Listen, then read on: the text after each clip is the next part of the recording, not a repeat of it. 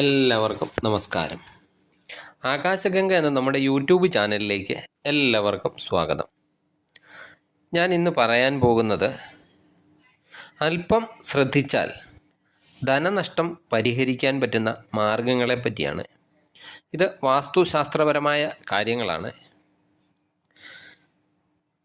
നാം എല്ലാം ആഗ്രഹിക്കുന്ന ചില കാര്യങ്ങളൊക്കെ നമ്മുടെ ജീവിതത്തിലുണ്ട്. അതിൽ പണമുണ്ടാകും, ഐശ്വര്യമുണ്ടാകും, സന്തോഷമുണ്ടാകും, അതുപോലെ സമൃദ്ധി. ഇതെല്ലാം നമ്മൾ ആഗ്രഹിക്കുന്ന കാര്യമാണ്.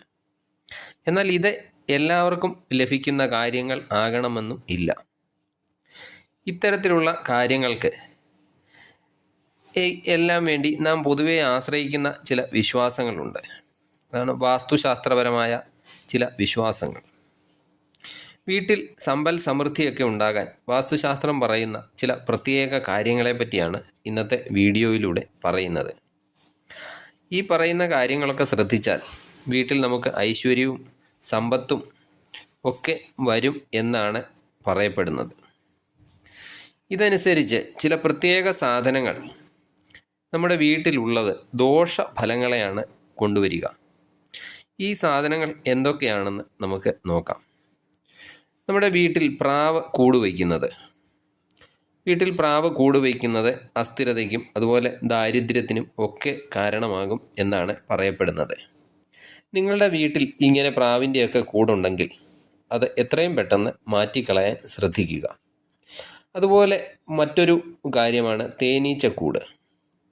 തേനീച്ചക്കൂട് വീട്ടിലുണ്ടാകുന്നത് ഒരു ദൗർഭാഗ്യത്തിൻ്റെ ലക്ഷണമായിട്ടാണ് കണക്കാക്കുന്നത്. മിക്ക വീടുകളിലും വീടിൻ്റെ തറയിലോ ഒക്കെ തേനീച്ചക്കൂട് കാണാറുണ്ട്. അത് എങ്ങനെയെങ്കിലും ഒഴിവാക്കി കളയുന്നത് നല്ലതു തന്നെയാണ്. അതുപോലെ ഒന്നാണ് ചിലന്തി വല. വീട്ടിൽ ചിലന്തി വലയൊക്കെ കെട്ടുന്നത് വളരെ ദോഷകരമായ കാര്യമാണ്. ചിലന്തിയൊക്കെ വല കെട്ടാൻ ഒരു കാരണവശാലും അനുവദിക്കരുത്. എപ്പോഴും വീടൊക്കെ വൃത്തിയായി വയ്ക്കുക. അങ്ങനെ ചിലന്തി വലയൊക്കെ കെട്ടുന്നത് വീട്ടിലുള്ളവർക്കൊക്കെ ആകപ്പാടെ ഒരു കുരുക്കിലൊക്കെ അകപ്പെട്ട ഒരു അവസ്ഥ ഉണ്ടാക്കും എന്നാണ് പറയപ്പെടുന്നത്. അതുകൊണ്ട് ചിലന്തി വല വീട്ടിൽ എവിടെ കണ്ടാലും അപ്പോൾ തന്നെ അത് നശിപ്പിച്ച് കളയേണ്ടതാണ്. അതുപോലെ മറ്റൊരു കാര്യമാണ് പൊട്ടിയ കണ്ണാടി. പൊട്ടിയ കണ്ണാടി വീട്ടിൽ വയ്ക്കുന്നത് ദൗർഭാഗ്യവും ഐശ്വര്യക്കേടും തരുന്നതാണ്. പൊട്ടിയ കണ്ണാടിയിൽ പതിയുന്ന ബിംബങ്ങൾ എങ്ങനെയാണോ അതൊരു പൂർണ്ണതയില്ലാത്ത ബിംബങ്ങളായിരിക്കും.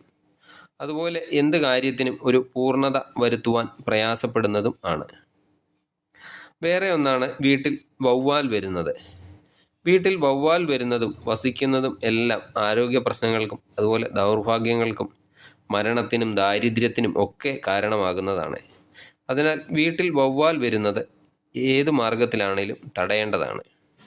അതുപോലെ ഒന്നാണ് ലീക്ക് ചെയ്യുന്ന പൈപ്പുകൾ. വീട്ടിൽ ലീക്ക് ചെയ്യുന്ന പൈപ്പുകൾ ഉണ്ടെങ്കിൽ അത് ധനനഷ്ടത്തെയാണ് സൂചിപ്പിക്കുന്നത്.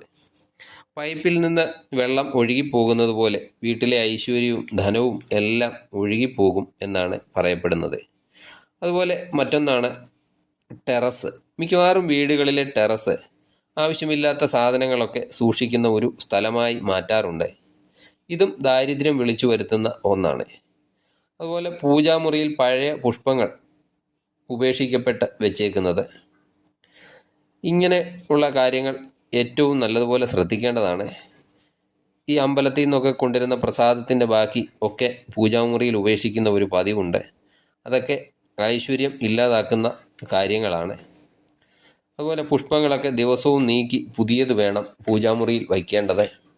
ഇനി പൂക്കൾ വയ്ക്കാൻ പറ്റിയില്ല എങ്കിലും പഴയ പൂക്കൾ അവിടുന്ന് മാറ്റുക തന്നെ വേണം. അതുപോലെ വീട്ടിനുള്ളിൽ വളർത്തുന്ന ചെടികളൊക്കെ ഇപ്പം മിക്ക ആൾക്കാരും വീട്ടിൽ ചെടിയൊക്കെ വളർത്തുന്നുണ്ട്. അങ്ങനെ ചെടിയൊക്കെ വളർത്തുമ്പോൾ ആ ചെടിയെ നല്ലതുപോലെ പരിപാലിക്കേണ്ടതാണ്. ആ ചെടിയൊക്കെ ഉണങ്ങി ആ ചെടിയുടെ സൈഡിലൊക്കെ ഇലയൊക്കെ ഉണങ്ങി നിൽക്കുന്നത് കണ്ടാൽ എത്രയും പെട്ടെന്ന് അത് മാറ്റിക്കളയേണ്ടതാണ്. ഉണങ്ങിയ ഇലയൊക്കെ ചെടിയിൽ നിന്ന് എത്രയും പെട്ടെന്ന് മാറ്റിക്കളയേണ്ടതാണ്. അങ്ങനെ ഉണങ്ങിയ ഇലയുമായി നിൽക്കുന്ന ചെടി ഒരു നെഗറ്റീവ് ഊർജ്ജമാണ് നമുക്ക് തരിക. കൂടാതെ അത് ധനനഷ്ടത്തിനും കാരണമാകുന്നതാണ്. അതുപോലെ ഈ ഇലക്ട്രിക്കൽ ഉപകരണങ്ങളൊക്കെ കേടായത് വീട്ടിൽ സൂക്ഷിച്ച് വെച്ചുകൊണ്ടിരിക്കുന്നത് ഒന്നുകിൽ അത് എത്രയും വേഗം റിപ്പയർ ചെയ്യുക, അല്ലെങ്കിൽ അത് എത്രയും പെട്ടെന്ന് മാറ്റിക്കളയുക. അതുപോലെ പ്രവർത്തിക്കാത്ത ക്ലോക്ക് വീട്ടിൽ വെച്ചുകൊണ്ടിരിക്കരുത്. അത് എത്രയും വേഗം മാറ്റിക്കളയേണ്ടതാണ്. അതുപോലെ മറ്റൊരു കാര്യമാണ് വീടുകളിലെ ഭിത്തികളിൽ വിള്ളലുണ്ടാകുന്നത്. അതുപോലെ വീട്ടിലെ ഭിത്തിയിലും മറ്റും അനാവശ്യമായി ദ്വാരങ്ങളൊക്കെ ഇടുന്നത്.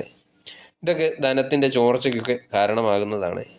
ഇങ്ങനെ ഭിത്തിയിൽ വിള്ളലൊക്കെ ഉണ്ടെങ്കിൽ അത് എത്രയും പെട്ടെന്ന് അടച്ച് നേരെയാക്കേണ്ടതാണ്. ഞാനിവിടെ പറഞ്ഞ കാര്യങ്ങൾ വാസ്തുശാസ്ത്രപരമായി ധനനഷ്ടത്തിനും ഐശ്വര്യമില്ലായ്മയ്ക്കും കാരണമായേക്കാവുന്ന ചില കാര്യങ്ങളെപ്പറ്റിയാണ്. നിങ്ങൾക്ക് ഈ വീഡിയോ ഇഷ്ടമായാൽ ലൈക്ക് ചെയ്യുക, അതുപോലെ കമൻറ്റ് ചെയ്യുക. നന്ദി, നമസ്കാരം.